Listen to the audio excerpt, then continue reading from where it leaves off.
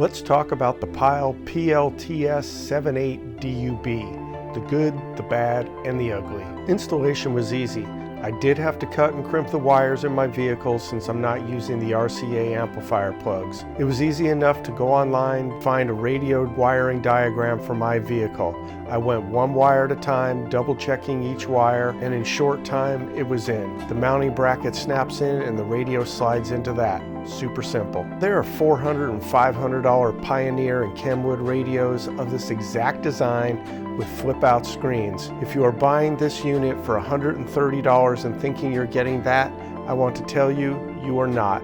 This doesn't mean it's all bad. The sound quality is better than the stock 1995 Ford cassette deck it replaced.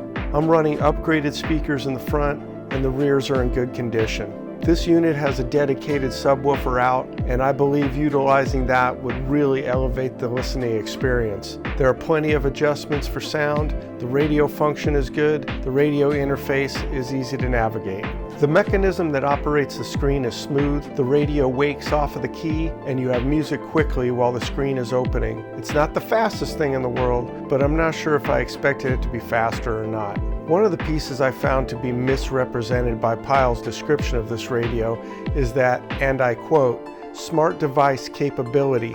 The in-dash car deck console unit allows you to connect various devices such as iPhone, Android, mobile. This is true, but what it is actually doing is just mirroring your phone screen. There is no functionality in the Pyle head unit touchscreen. It is merely showing the screen on your phone. All actions must be taken on your phone. That said, if you have your Maps app open on your phone, it's now on the screen with audio out the speakers. It is not Android Auto or CarPlay. There are issues of quality in terms of the touchscreen and the angle of the viewing area. First, the touchscreen is barely adequate. I'm not saying it doesn't work at all, but you must put your full fingertip on the screen, pause for a split second, and then make your motion. It's not exactly easy to do while driving. There is a real hit and miss with the touchscreen that makes it a bit frustrating. There is a touchscreen calibration in the setup, but I didn't think it made that much of a difference. But with that said, some time with it, I was able to get a rhythm going when using the touchscreen. But there were still many dropouts and repeated motions trying to navigate the system. I will say it does seem like it's getting better the more I use it, but that could also be me getting adjusted to its limitations. Next is the angle of the viewing area of the 7-inch display. The screen is best viewed looking straight into it, but of course you're not doing that. From the driver's seat, the screen is washed out. I must constantly dip my head to the side to get a clearer view. The screen itself is simply not bright enough to overcome midday sun. Pyle lists the screen as having a brightness of 400 nits, and I can say that's not enough. There's no actual brightness control. It's set, this is it.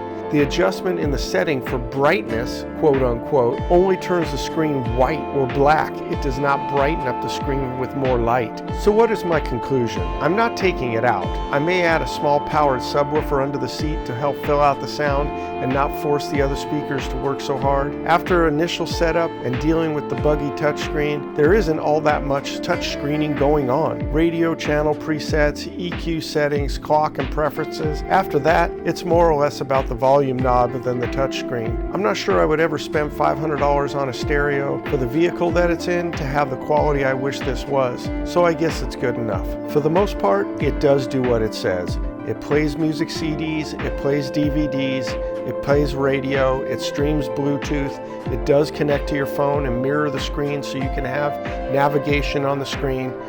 It does have a screen that hides away, it has a removable face, it does do a lot of things. It's just not the highest level of quality. But the sound quality is not bad, addition of a subwoofer is there, and it's got plenty of plugs in and out. You can add front camera, rear camera, amplifiers, all kinds of other connectivity. For $130 bucks, it's really not that bad of a deal. Now you know what you're in for.